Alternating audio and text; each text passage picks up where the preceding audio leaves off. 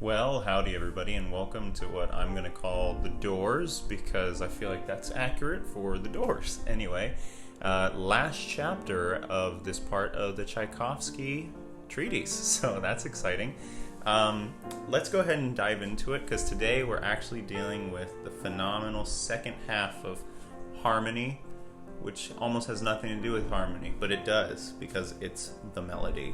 So melody and harmony live independently of one another, but at the same time they intrinsically don't. They live completely interconnected, because often we'll think of a melody as that thing that's going woo over the harmony, right? And then we'll think of the harmony as just the underneath it, right? And usually with a harmonic rhythm. So today we're finally connecting the two of these, and it's going to be a lot of fun. When we're actually constructing harmony given out from a melody, we're thinking about tones that work with the melody, but we can't let it simply restrict us there, because we have to remember the harmony is a story and a narrative, and therefore it has a relationship intrinsically with what came preceding and what comes postceding. And these are the things that we would have to understand.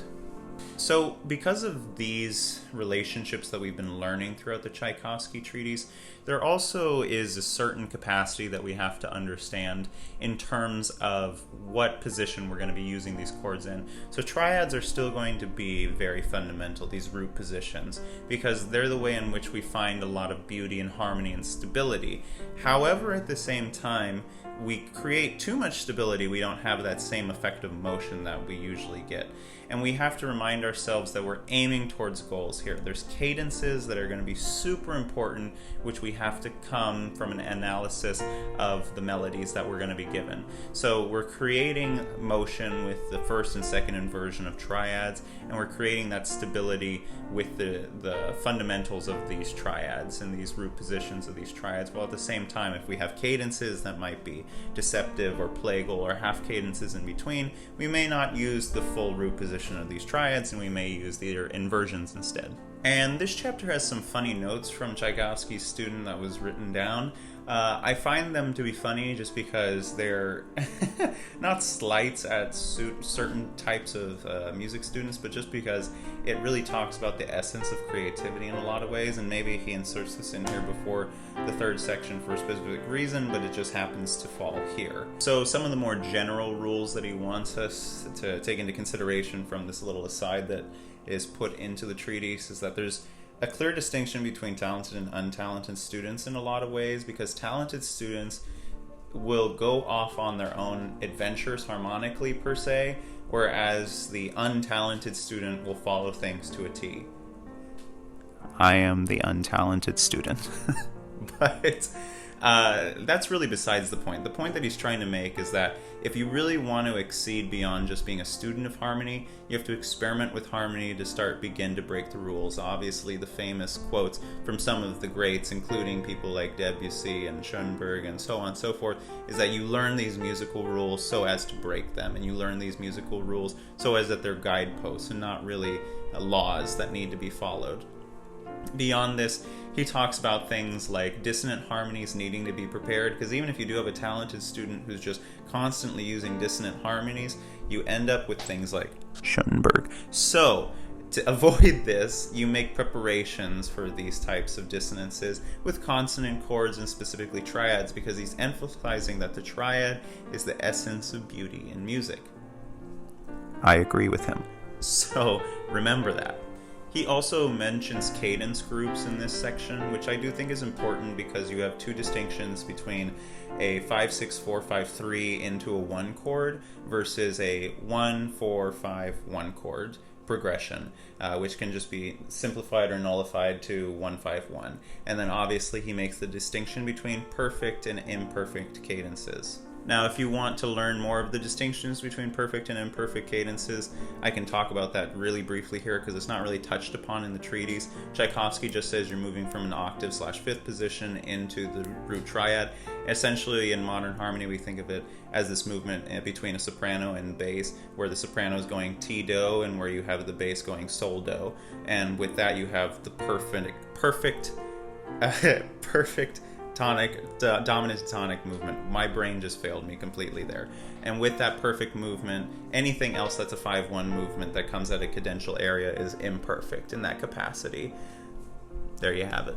And again, he just gives us a warning here to avoid those concealed fifths and octaves and those parallel fifths and octaves at all costs, because they really destroy parsimonious voice leading.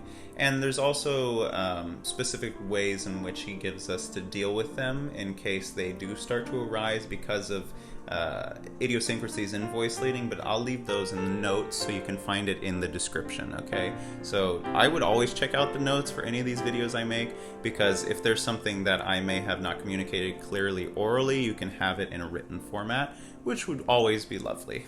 And also, side note, don't make the bass jump in the same direction continuously, because then it sounds you're playing hopscotch with a double bass, and no one likes that while listening to their part writing. So those are the rules. And with that, we can jump into an example. I'm thinking that today's example is going to take me a long time, so bear with me and we'll find out. Yeah. So again, in the following example, what we have is actually the melody given to us. And as I went through the very first phrase, I decided that I would fill out the bass, and then I realized that I could just do the chords as I was progressing, because I could read the harmony fluently. So eventually what I ended up doing was just creating these standard tonic, subdominant, dominant functions, or predominant functions really. And then as I was going through, I was adjusting the final cadential area from a 5-6-4-5-3 just into a simple 5-5-7 into the tonic. And then also you'll see in measure 8, I really did not like the B. So I put in a D.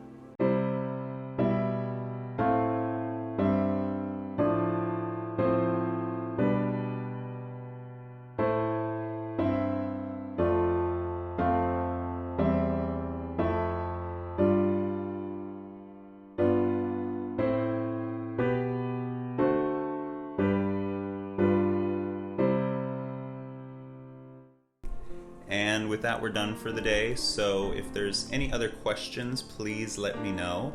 And in the meantime, if you like and comment, that just helps me know that I'm doing a good job, essentially. I don't necessarily need it for any other reason other than just to know whether you guys like this current format or whether you want me to change it or switch it up, etc., etc. Because I don't mind doing that. I really just want to make these so that way they're as beneficial as possible to you. So if you want me to do real-time examples where I'm talking through them, let me know. If you want me to do basically any other format than this, let me know. But in the meantime, peace.